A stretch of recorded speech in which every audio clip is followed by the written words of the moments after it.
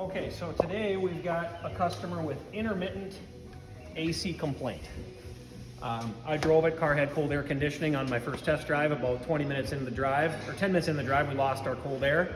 So we come back, we hook our AC machine up, check our static pressures on our gauges. We see we got plenty of refrigerant, but with the AC on the car running, the AC won't engage.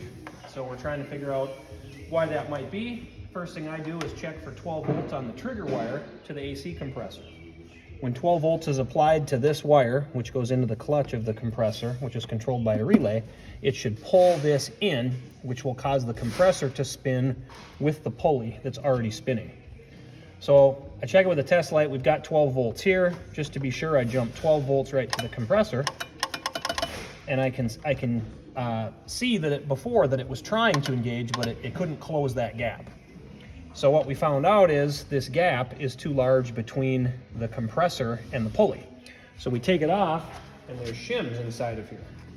And you can remove these shims, which changes the gap, the relationship of the clutch, the compressor clutch to this pulley.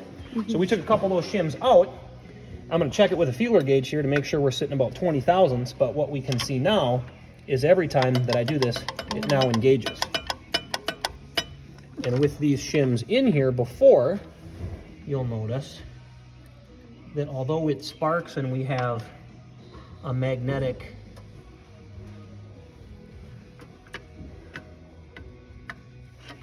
that gap is too large, so it won't.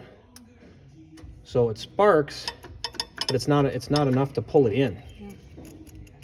So I have to help it, and then it clicks in. So we're just going to re-shim this clutch.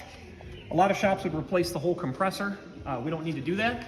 About 20 minutes, pulling this off, taking a couple shims out and checking it with a feeler gauge. We'll verify our pressures look good, and we can have the customer on their way and save them some money.